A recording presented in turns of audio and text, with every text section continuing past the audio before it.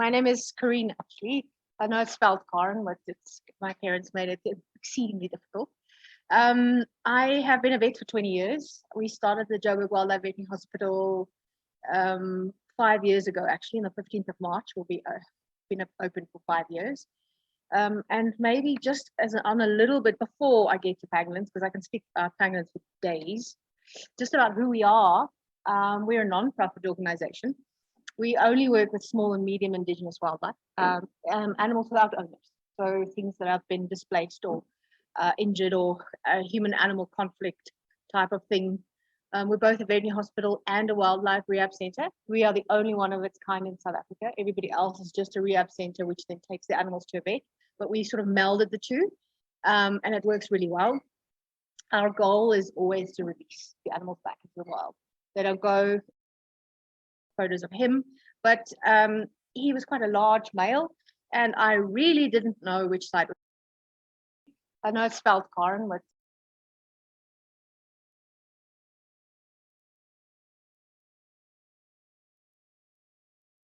for me, I normally stand and talk. My name is Karin, actually. I know it's spelled Karin, but my parents made it exceedingly difficult. I have been a vet for 20 years. We started the Joburg Wildlife Veterinary Hospital 5 years ago, actually, on the 15th of March. We'll be been open for 5 years. And maybe just on a little bit before I get to pangolins, because I can speak about pangolins for days, just about who we are. We're a non-profit organization.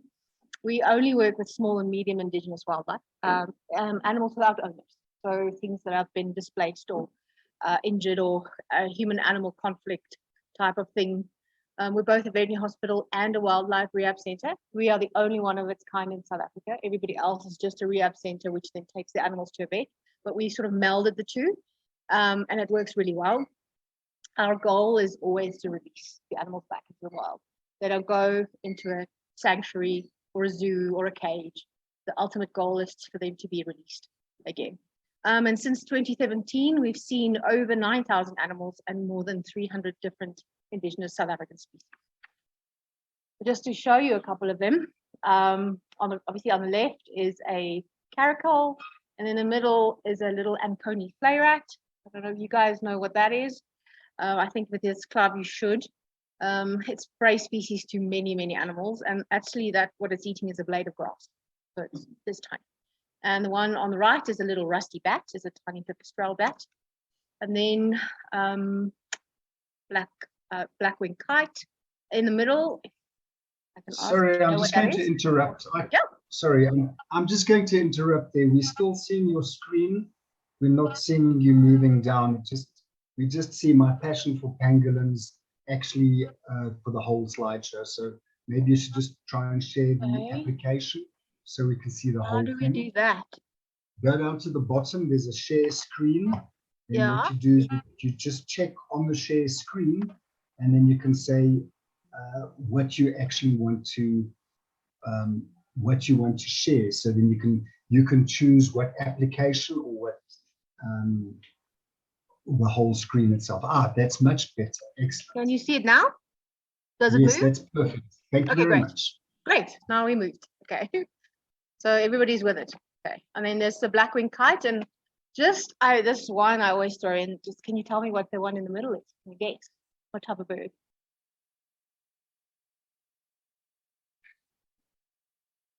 It's an African huku. That's what they look like when they're little. And the one on the right, as everybody knows, is a barn owl. It's one of my favorite owl species. And then obviously we work with reptiles as well. Lovely Cape Cobra on the left, giant bullfrog in the middle, and a Nile monitor on the right. So pangolins, for me, it started with a pangolin named Mammalonie. We called him Mammalonie because he came out of a township, Mammalonie. That's where the sting operation went down with the police. And it was quite a lot. This is unfortunately not the photos of him, but he was quite a large male, and I really didn't know which side was up or down. You know, we as vets, we don't get taught this. You know, there's no other vets that you can ask about this. I don't know which was up, which was down. Where does what go? Where do you put a drip? You know, how? Treatment-wise, I also had no idea. There were no books to read. And also there were no other specialists. You know, it was a bit hair raising. So basically you get this put in your arms and said, fix it. Or is something wrong with it? Now you must fix it. So yeah, for me, it's quite hair raising. So to start from scratch, what we did in the hospital is we worked from basic principles. So we pretended that it was a dog or a cat that had been locked up for 2 weeks. I'll get to why they are locked up for 2 weeks, and how do you treat that particular animal? You know, are you going to give it fluids? Are you going to feed it antibiotics? You know, and as the beautiful artwork shows at the top, it says 80 million years. These animals have been on the planet for 84 million years. And long ago, they were related to canids and amphibians. So I know it's a long time ago. So we did treat them as a cat in the beginning, drug-wise, because cats can often not get things that dogs can. So you might kill something if you give them a dog dose for a cat, or a drug that's for a dog and not for a cat. And again, what are they? Because basically what I found is like a mix between a dog and a cat with scales and skin of a pig. And yeah, they actually act like nothing I've ever seen. So the basics are great. It's great. But then, you know, you look like this half the time. Like, what fresh hell is it now? Actually was doing a grass cell study here, and I was like, where are the grass cells? So the next step. So we could stabilize them, because I spoke to a lot of friends that worked in Vietnam at Save Vietnam's Wildlife. The Asian species had been poached long before ours were, so they were ahead with treatment and medication and anything poaching wise. And even though they are a different species to ours, we have the Temminck pangolin. It was similar health conditions, but obviously if you unroll them, they look very similar underneath. So where to put the drip, we use the tail vein. I'll show you now. So for me, that's fine. You can stabilize, but most of them had health issues. And how do you know whether they have health issues or not? So for me, the first thing to do is find out blood values. And this did not exist. You know, when you go to the vet with your dog, they take blood and stick it in a machine, and there's normal values to compare your animal's blood to. This did not exist with pangolins. So I did my master's on this. That's where I went to Tswalu. I had to find more than 25 healthy wild pangolins. Now, it sounds wonderful. It is, but it took me about 3 years and 450 kilometers of walking to find them. So these are all wild. They've not come out of the trade. Obviously, you need blood from a healthy animal to have your values. And then I published my master's on the reference intervals for selected hematological and clinical biochemistry measurements. It is a word, I promise, in Temminck's ground pangolin. So basically now we have a set of normals that we can use when we get pangolins in. It's helped us quite a bit. Just so you know, if you haven't seen Tswalu, this is Tswalu. Terrible. I hated every minute there. It's one of the most wonderful places on the planet. So why do we get them in? They are all from the illegal trade. They're now the most trafficked mammal on the planet. People go, but humans are, but I don't see humans as some of that. I'm talking about animals now. They're the most trafficked mammal on the planet. So we have seen 165 since we've opened. Those are only the ones that we've seen or caught. You know, people, there are obviously lots more that the police don't get. That we all get it from law enforcement, the hawks, the green scorpions. Everything is done as a team. You know, we work with an organization called the African Pangolin Working Group. They do sort of help with the retrieval, and they help with the release, and we do the middle bits with the treatment and rehab. But again, it's a massive team effort. In the beginning, before we knew anything, our success rate was 50%, meaning 50% of the ones who got in died and we couldn't release. And today it is 80%. So since we've opened, with a lot of trial and error and a lot of things we've learned, it's gone up to 80%. So just to show you what they actually come in, what they are trafficked in, the one on the left was a little pangolin called Umi. That is like a bucket with 2 ends. She was in traditional sorghum beer for about a week. She sat in that in the back, tied in. The one in the bottom left was in a sack, and that opened cage is actually a cage that they built around the rolled up pangolin. and locked it in. It couldn't move for about 10 days to 2 weeks. So this is how we get them. In the back of buckies, in the back of cars. We've had some of them bolted into wheel wells in a car, covered in diesel, covered in oil. So they come in really, really, really ill. So from the start to finished, they are kept by poachers anything from 5 to 28 days. In Asia, the trade is more based on meat. So the animals are sold on wet markets. You can buy them to eat them. With us, it's mostly scales. So the people want to, and I don't know why, but they want to sell them live. It's not a bushmeat thing, it's a scale. And they have no food or water for this period, and they're very compromised. Now, compromised, I mean, you can imagine you being stuck in a basement for 2 weeks without food or water. You can be ill. And you cannot unroll a conscious dangler. Not even a lion can do that. So us puny humans can definitely not do it. So we need to anesthetize them to examine them and treat them. So if you look on the top, it's just a normal little plastic box. That's my business partner, Nikki. She's the rehab specialist. Basically, we put them in a box with an anesthetic, vapor anesthetic on this cotton wool, and put them in the box until they sleep. And then you take them out and you put them, once you unroll them, you have a mask with the anesthetic. So you can see on the bottom photo. And that's what they look like underneath. They're all hard and scaly on the outside, but they're mammals on the inside. They're quite soft, and some of them are quite hairy, tiny little hairs. Weirdly enough, they don't have any sweat glands. We think that their thermoregulation is through their scales. We're not really sure. Their body temperatures are lower than normal mammals. They're between 32 and 34 degrees, where everything else is about 36.5, 37. They like to have a low body temperature. So this is what they look like when we get them. On the one on the left is extremely thin. I'll show you a picture of what they look like, what they should look like. You can see all the scales sort of rolling in. The one on the right is it's Dr. Kelsey Skinner. She's sort of our second in command vet at the hospital. She's listening to the chest, and I'll get to the chest later. Quite interesting as well, because they roll up, everything is very much squished together. So listening to it is very, very difficult. It's not always easy. So before we carry on, the one on the left is a pangolin female from Tswalu. You see nice and fat. Everything is hanging out. And then the next two are the ones that we see. Can you see the difference? And when they are walking, you actually can't. And like all wild animals, they hide their illness. So they walk around the hospital like nothing's wrong. But when you sedate them and look at them, this is what they look like underneath. So in the olden days, people used to just take these animals and release them the best chance they got, because they thought, that we must get them out as soon as possible. We've learned over the years that this is not right. That you need a long rehabilitation period. It's like anything really. If you get a rhino, you won't just release it. You put it in a boma and feed it and watch it, take care of it. Same with these.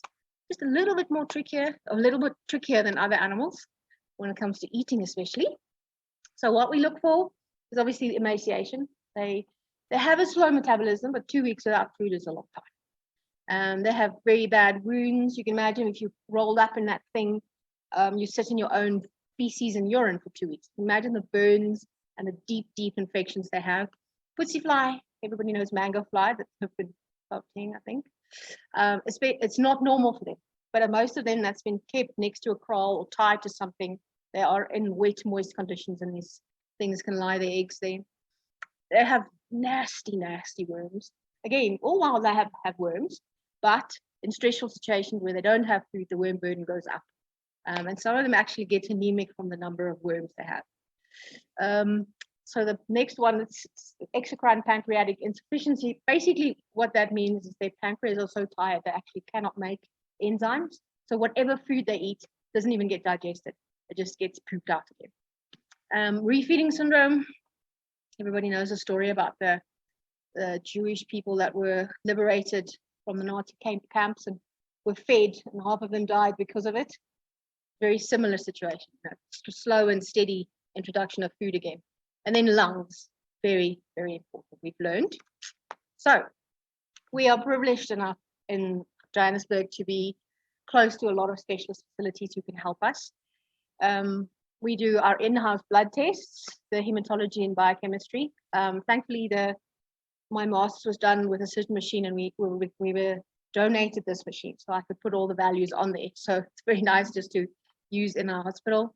We look for parasites, we do radiographs or x-rays, we do ultrasound in-house, and we take them for CT scans. Thankfully, we are 10 minutes away from one that's quite close. And we also do endoscopy. So quite a lot of effort goes into pangolins. Look, it's not just, we'll do this for most of our species in our hospital, but they are particularly special. So we do take a lot of care with them. And just to show you, the one in the middle is the pangolin, the one on the left is a human, and the one on the right is a cat. So it's great to take x-rays, but you can't really see much because we want to see the lungs. But if you look, the whole one side is covered with heart. You can see a little bit of the right-hand side, and you can see scales and obviously bones and a bit of grit in the stomach, because obviously when they eat, their tongue goes in and out of the anthill, and it's sticky saliva, and they take not only ants, but soil as well. So for us, x-rays are not really the thing for lungs. So what we decided to do, we tried CT scans, and I must say it changed our lives completely. If you look on the left, that's a CT scan. You can now see the heart really nicely. You can see the lungs really nicely. They are pricey. They cost us about almost $4,000 each time we take the pangolin. And if they do have lung issues, we do multiple ones. And if you look on the left, there's the stomach is there, and the big round, and just beneath it looks like a skeleton. That's a little fetus. This one was pregnant. This pangolin's named Ali. She's still alive, and she's one of our greatest success stories. In the middle is Always Veterinary Hospital. They help us a lot for free with everything, doing a stomach endoscopy in a pangolin, and on the right is when we do the CT. So, treatment-wise, it's quite a journey, I must say. Again, there's no book, because when you are at vet school, you get drug books and formularies and things for dogs and cats, for horses, even for rhinos. But again, there were no such thing for pangolins. So we had to sort of, sometimes you give the drug and you go, please don't die, please don't die. Thankfully, most they didn't die, because we did use cat doses, and we find that they work. But a lot of drugs we use have never been used in pangolins ever before. They have the most interesting blood parasites ever. They don't normally get sick. They carry babesia, which is tick bite fever, tyleria, weird and wonderful things that other cats get. And recently we found one which might have had malaria. But again, they don't get sick from it. They just wander around with it. So anything from antibiotics, anti-inflammatories, pain meds, fluids, all of those was just, it was really a trial and error for us. But I must say, myself and my business partner, Nikki, have both written in chapters in a book on pangolin medicine, because obviously it's new, and we're doing a second edition now, because every year is something new, and everybody is now involved in pangolin research. So we also tube them with specialized food, because they don't always eat so well. And again, it's something that we've worked on for a couple of years. And I don't know if you can see on the picture where the drip is in, right by the tail and the back legs. And then all of you know that little thing that goes on the finger, COVID. The same with them. We put them on the big claws. Again, this is one on its side. You know, this is a side you never see. They're actually quite soft, and pangolins they each have a different personality. Some are very shy, some are quite aggressive. The younger ones are very aggressive. With aggressive, I mean is when you hold them and their back is here and the tail is here, some of them will sit with their tail like this and try and hit you. And they are very, very accurate. And the scales on the side here are quite sharp. And some of them will do this to get your hands off. And they can cut you quite badly. And they're very strong. You don't want to get your arm in between it and it rolling. They're very, very strong. Their claws are as long as my finger. We have special boxes designed for them to keep them in, because they can get out of anything. We tested it by transporting honey badger in them, and they didn't get out. So we're pretty sure it's fine. So just some of the things we see. The one on the left, we're being tube fed. And the one in the middle, it's a tibia fracture. They have bones like cement. Yeah.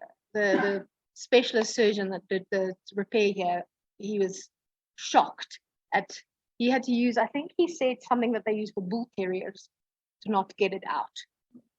They're very stocky animals with strong muscles, obviously, because all they do all day is trundle around and dig and then curl up in a ball. And you can see on the right, that's a wound underneath the scale. So when we get them in, we actually look underneath every single scale because you can miss things. So this is a pangolin named Tom. He came in with a snare around him. You can see the snare's cut. We think the snare had been in there for 2 weeks. You can see it cuts in quite deeply. My biggest fear here was that it was going to cut right through into the chest. Thankfully, it didn't. So obviously, we had to cut it. The wound on the back looked just as bad. I'll show you. So there you can see it. So the stuff we're spraying on is revolutionary. It's called granulox. It's pig hemoglobin. It makes the veins and arteries grow, oxygenates the wound. It's fantastic. He stayed with us. So this was 6 weeks after he came in. He stayed with us for 110 days before he was ready to go. And just to give you an idea, it cost our hospital almost 2,000 Rand a day per pangolin. It's pricey because they need a lot of care, and I'll get to why as well. But this is Tom when he was released. I think that's Manyoni in KwaZulu-Natal. The African Pangolin Working Group has been working on a project because they've been locally extinct in Zululand for 40 years. They've been reintroducing them in there, and it's been very, very successful. So Tom is one of those. It's Tom, living his best life. And those two things on the back are tracking devices. I'll get to that in a minute as well. We call them pangolin bling. So what we have at the hospital, we have pangolin slaves. Temminck's pangolins do not eat in captivity. So some of the Asian ones, you can give dried ants or ant eggs or anything in a bowl or a slurry or something like that, and they'll eat it. No, ours would not. Of course not. It's an African animal. African elephants, African rhino, African pangolins, they're all difficult. So these animals only eat live ants and termites, meaning you have to walk them every day for 4 to 6 hours, every day. So we have people that volunteer for this, and those are pangolin slaves. They obviously like doing it, but I'll just show you what they look like when they eat. You can see the ears are very short, flat.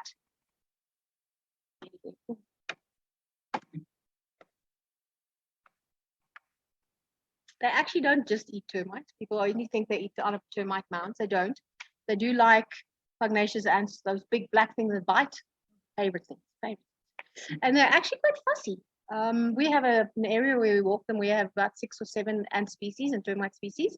And sometimes they won't eat it because we can also tell from where they come from, from what they eat, where they come from. Some like the ants around the tree, the bottom of the tree. Some like ones in the ground, cocktail ants or pugnacious ants.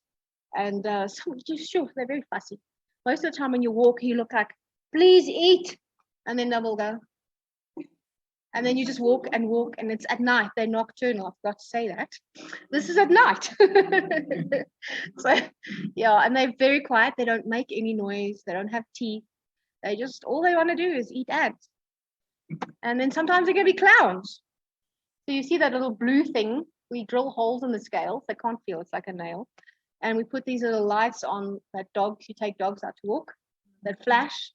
Because if they don't make noise, when they walk around the bush, you can't find them. And the worst thing you can do is go, hi, I lost a pangolin. So this is one that they will go upside down into a termite mound to eat. And sometimes they're in there with the whole tail hanging on the backside. And that one was so full on the left, rolling around like a big fat pig. Very sweet. So post-release monitoring. These are old trackers. The new ones are very nice and small. Trackers are placed on every single pangolin. The African Pangolin Working Group pays for that. It's about 30,000 Rand per pangolin.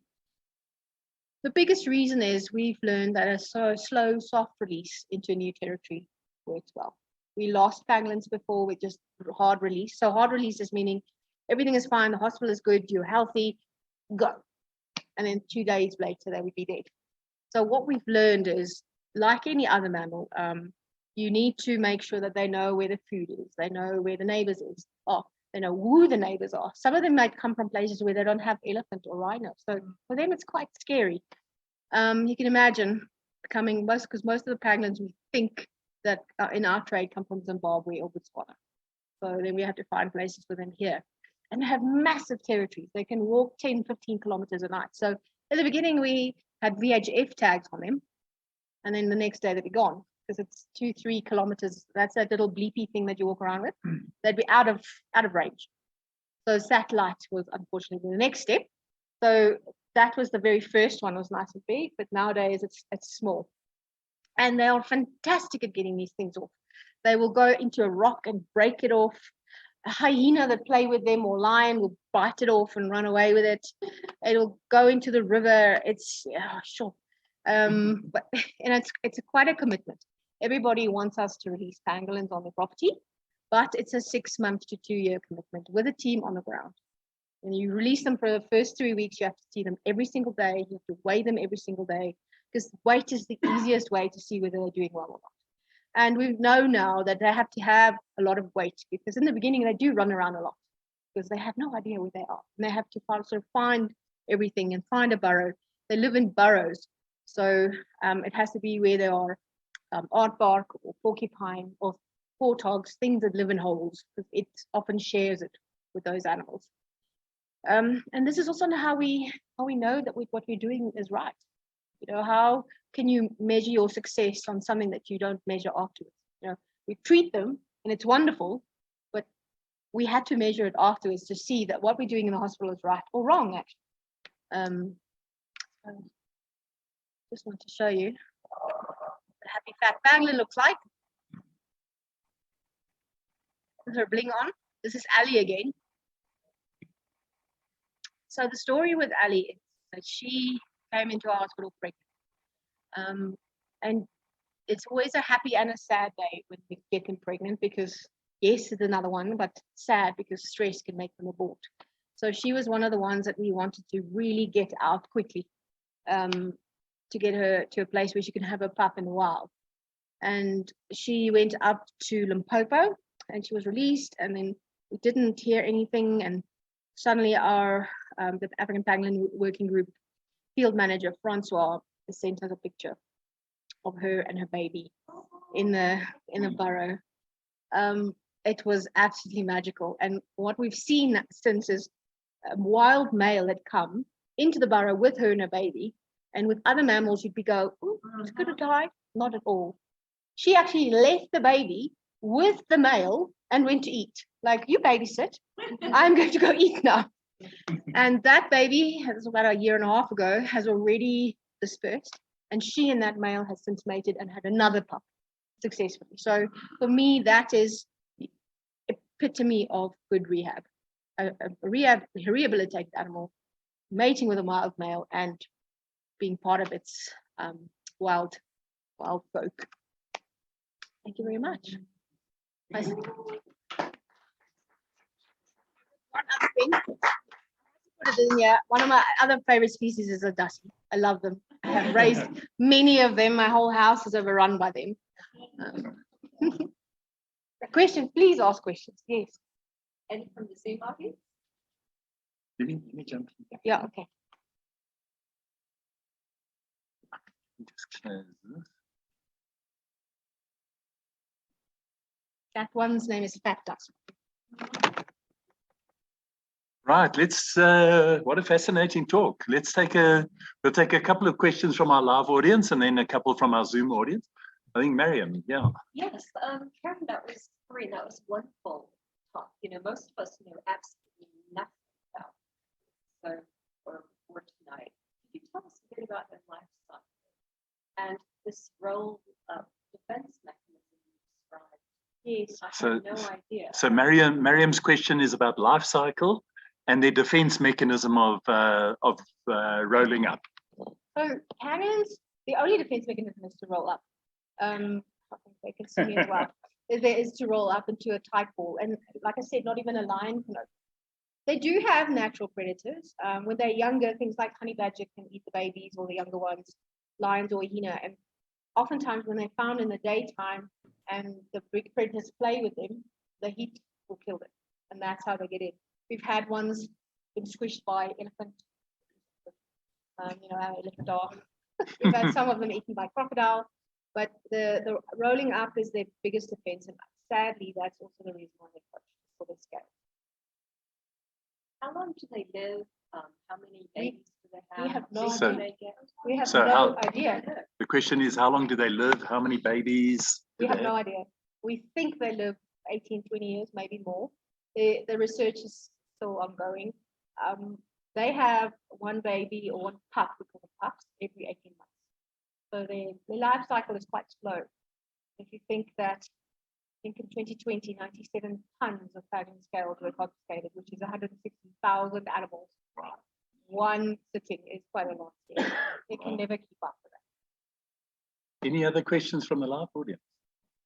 Okay, one at the back there.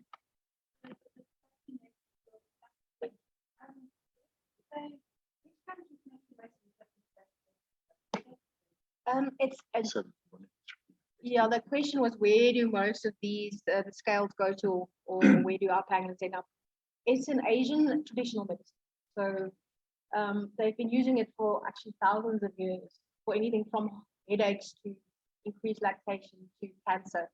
And it's actually used in factories to make medicine, traditional medicine. And it's very much like keratin, like rhino horn. So there's no scientific proof that it works, but it's a belief. And it's very difficult to change a belief. So we are fighting a little bit of a battle with that because it's a cultural thing. That's unfortunately it's Vietnam and mainland China. let's take one. We'll take one more question because this is who. Tony, you've got your hand up.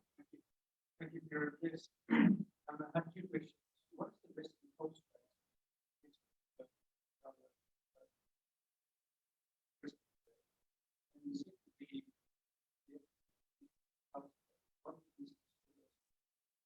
So the resting heart rate can be anything from, because we get them from babies that are 3 kilos up to 15 kilo adults.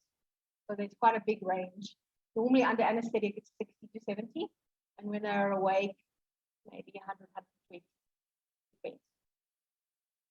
The fatality is mostly the ones that we get in that have been in captivity for 4 weeks. They have had no food or water for 4 weeks. And bringing something back from that is almost impossible. We do try, but they have multiple organ failure, and the lungs are the biggest issue. They have a condition where their immune system attacks its own blood vessels. It's because of stress, and all the fluid then leaks into the lungs.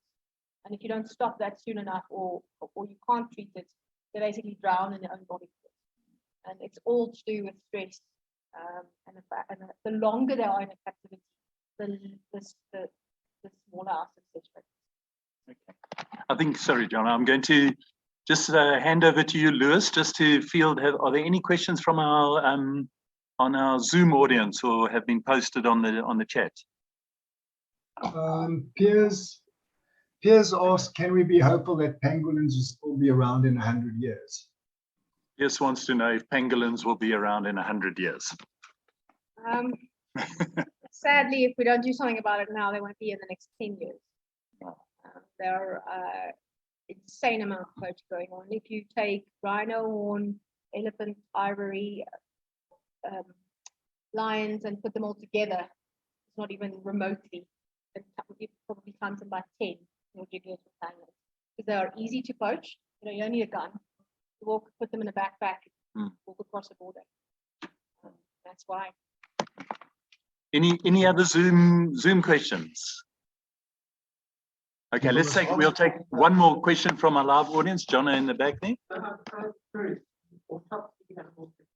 We do. We actually he wants to know if there's an autopsy, if we do autopsies on the pangolins. Yes, we do. I'm also an expert witness in all the court cases. So the live and the dead ones. So often there's no one to speak to the magistrate about suffering. So that is my job as a veterinarian. And what we do with the postmortem is we send them to a specialist veterinary pathologist in the actual report. And obviously we learn from that as well, but it often shows, I think, exactly internal things that have gone on, and then I can relay that to the court as well. All right.